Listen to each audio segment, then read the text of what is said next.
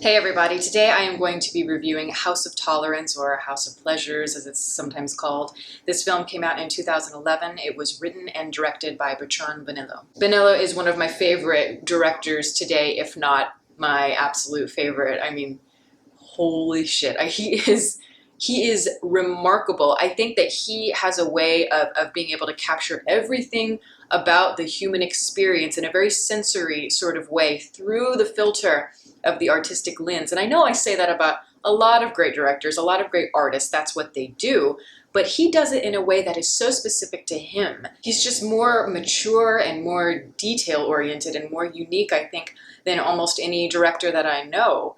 And he's definitely pulling from a lot of different influences, as most people do. There is a little bit of Kubrick in there, there's a little bit of Altman, definitely Gaspar Noé even, you could say, if you want to talk about more modern film directors. And a lot of horror influence as well, though he doesn't make horror films in a literal sense. He is incorporating these influences, but he's also rewriting these influences in his own way. It's like he's cutting them up and rearranging the techniques themselves to create an entirely new type of experience. And it just happens to be rooted in a certain level of tradition, which does kind of mirror a lot of his themes as well in his films. And through those methods, he's able to create something that is very musical. I think he's a very musically driven, or he thinks very musically, and it's also very disorienting. It's dreamlike, certainly, psychedelic, logic defying, very sensory and meditative, and perhaps even self-indulgent. But I think that all of that, even the self-indulgence itself, is very conscious. Every single one of those things that I just mentioned, every description that I just mentioned,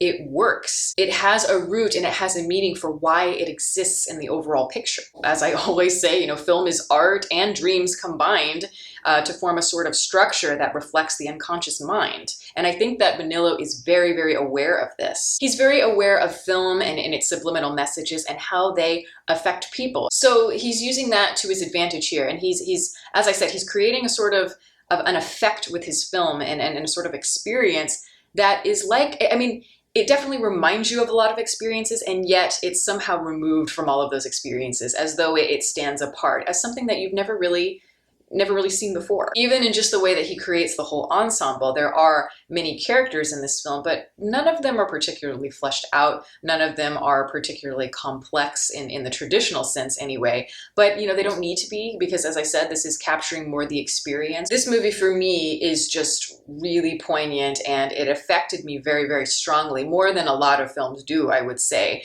Because to me, it is capturing what it means to be a woman, what it means to be lost, what it means to be an outcast in a society, and how that can sort of affect your identity, how it affects how we view ourselves. It's about how we often go about seeking our fulfillment and what we think we want through sexuality, or more through the idealism of sexuality, what that sexuality might represent in a bigger sense, or what it could lead to, but how narrow the line is between sexual satisfaction and total destruction, and how so much artifice and manipulation surrounds that core, that primal core. On a very basic level, this film is about a French brothel, and it takes place right at the turn of the 20th century. So it takes place in 1899 and into 1900. So you have all of these women and these men that are gathered in this enclosed space, and this is of course the brothel, and this is where the entire film takes place for the most part. We only go outside of the brothel like once, maybe two times throughout the entire film. Every image of these women in their corsets and in their makeup and with the hair and everything,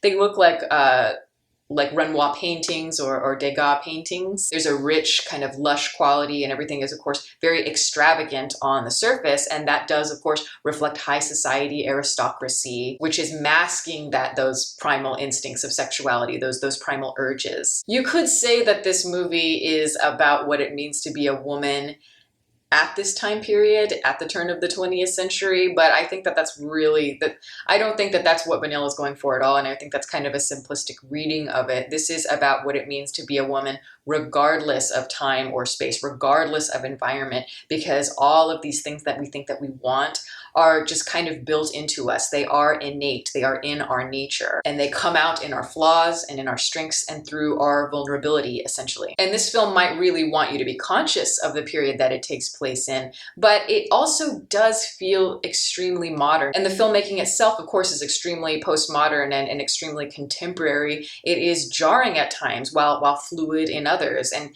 even the music as well. It's a mix of all kinds of different music from different time periods. You have a mix of opera and classical music as well as a lot of modern music. They use, it's the most brilliant use of the song Nights in White Satin by Moody Blues that I've ever heard in my life. Vanilla is amazing at incorporating soundtracks into his films. It's like, holy shit, amazing. And if you've seen Nocturama, which came out, was it 2016, 2017? I can't remember. Something like that. If you've seen that film, you know what I'm talking about. That is a great soundtrack. Another film that is very similar to this one in some ways, but yet a completely different subject matter. It's taking place in modern times, but if you strip all of that away, the human experience itself is still very paramount, and it does transcend its setting. Yet the constant thread through all of them is just how little we do change over time and through generations or even through settings and social constructs. This film does feel timeless, yet of course, like I mentioned, it is really reflecting the period as well.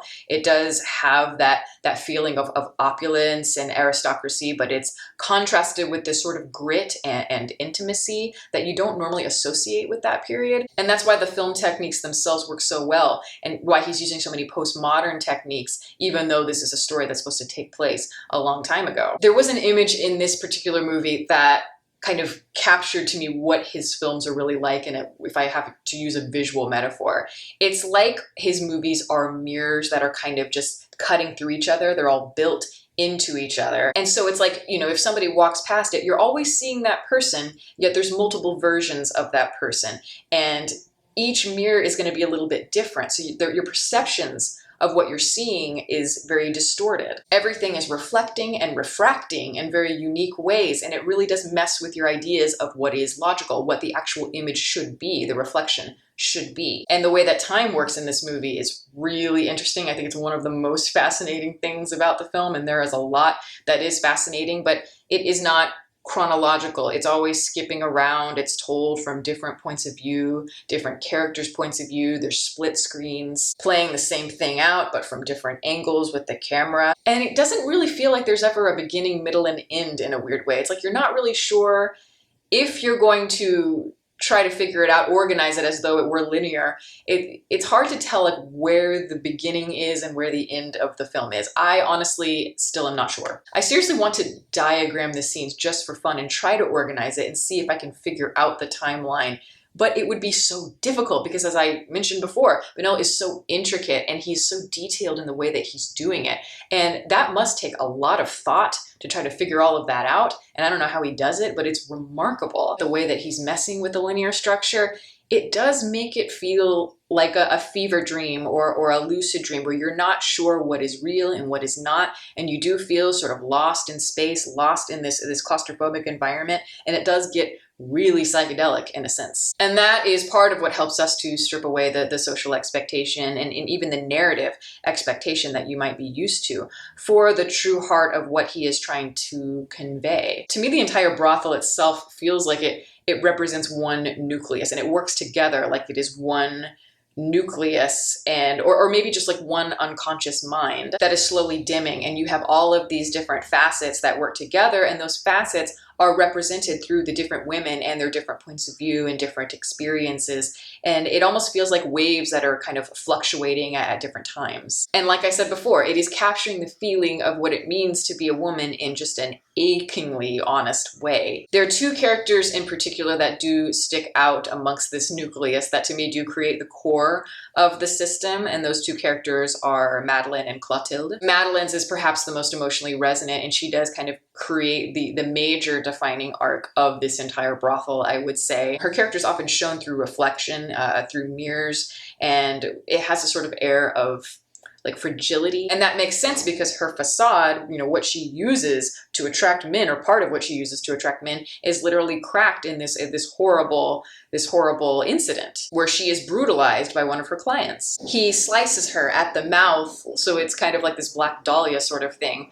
And it's sort of a reference to The Man Who Laughs, of course, the famous film, the silent film, The Man Who Laughs, which is, of course, you know, using a popular fable, but with a spin on it. Of course, it does remind us of the Joker, probably most of all. But I think it's interesting because we're really used to seeing that archetype, and we're used to seeing that idea, you know, with the smile on a man, but we never really see it on a woman. And from that point of view, things do really change because, of course, there's the symbol of laughing on the inside, crying on the inside. That is a bit of a cliche, the whole like, but doctor, I am Pagliacci thing. But from this context, there's something even more vulnerable about it and more delicate, because as a woman, they just tend to be a very important part of how we are perceived. And without the face that she once had, it sort of changes everything. She's no longer sexually desirable in the same way, and so she is kind of reduced to having to exploit her face and what's happened, to exploit her disfigurement. Madeline has the dream at the beginning where her captor gives her an emerald in a box. And that emerald does reappear later in the movie with Leah, the character is the doll, where she has the doll gimmick, and she takes it out as well. And it happens right at the point where Leah herself is starting to shift from maybe a more innocent person, a younger, more youthful person, to somebody that is starting to get jaded and weary of her lifestyle. And that to me is key, or at least it seemed to be for me when I was watching it in terms of the way I interpreted it. The emerald is sort of like the blue box in Mulholland Drive. It's merging the dream world and reality in some ways, but it's also representing the ideal, of course, the fantasy. And when you think about an emerald, what it means in a symbolic sense, in a spiritual sense, it's meant to represent hope and love. And what Madeline wants, and I think what many of these ladies want, even though they don't necessarily admit it, is wanting to find that love and hope. And that's what that emerald is. It's like representing the unattainable. Perhaps they want this symbol through a man, or maybe they need it through something else. Maybe they need to find it within themselves and through a different way. But regardless, they are drowning in these fleeting desires that do lead to the self-destruction. And that's why I think that sex in this context for this film is such a great vehicle for exploring that theme, because the desire of love and hope through sex is very complicated and the lines do easily blur. That hope of what you want, that romanticism of it is really tied to that primality. And then there's a sense of manipulation that might go into it if it becomes more complex. And that is ultimately what is the tipping point and what leads into that destruction and ultimately to that loneliness. Clotilda is the other character that I mentioned that has a really definable arc, and her pathos is very resonant. And I think a lot of it is because she's a little bit older. She's 28 years old in the film, and she has been at the brothel for 12 years. And the sadness and the darkness in her eyes, that jaded quality to her, sets her apart. But she's very compelling. She is taller and thinner than the other girls, and her body language is quite different from the other girls. She does kind of slouch and she's kind of hunched over. It's like she's not very interested in being feminine or attractive to these men anymore. She doesn't fit in, and this is her arc, is her starting to sort of rebel against that. But the thing that is so heartbreaking for her, and what's so heartbreaking for all of these characters, is that she's trapped in the world that she's been brought up in by circumstance, and she longs maybe for a more respectable life and escape from this world. However, she doesn't really know how to go about that because of the mold that she has created for herself. It's all that she knows. So instead, she is looking for the easy way out. She's looking for some sort of outlet, hoping to latch onto a man that might be able to help pay her debts off, even though she's not really fully in love with him. I'm not really sure what she is exactly.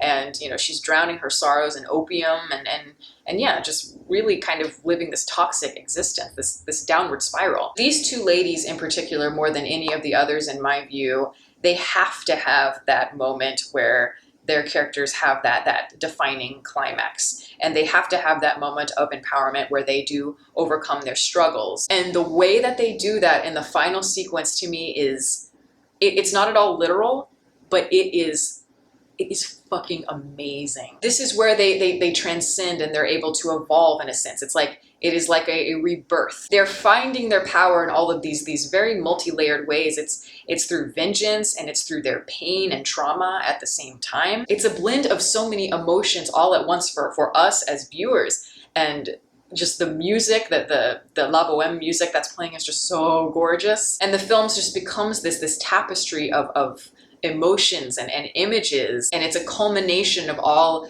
of the film's themes and of life in turn, symbolically through the ecstasy and the euphoria, finding strength to evolve through passion and even through artifice and the theatricality of everything, as well as through the violence and of course the primality, what we always return to. And as the sequence closes, the image of Madeline and the image of her like the dream where it's coming to fruition at the end, where the music is starting to slowly kind of become fainter and more quiet.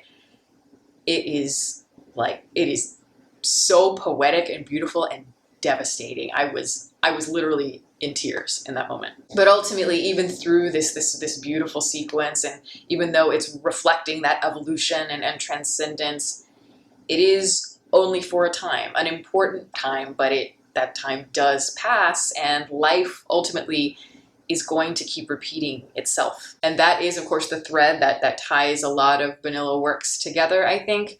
And it's reflected in the final moments of the film. That very, very last part of the movie, where it's set in the modern setting, is a very bold choice, and it could have easily fallen flat, but it is so perfect, I think, because that's as if to say that these characters, and many people like them, many women like them in particular, you know, they kind of, the archetypes, the ideas, they reverberate through time, no matter what era. And the Clotilda character will always be searching, and she will always likely be sad because of it. As long as society is operating as it does, that people will be caged by their environments, she will be caged by her environment, because that is what has molded them over and over again. With prostitution, prostitutes, they are seen negatively in society still to this day. They might have been back then, and really it hasn't changed that much, but they are looked down upon. But there's also a sort of romanticism and appeal there for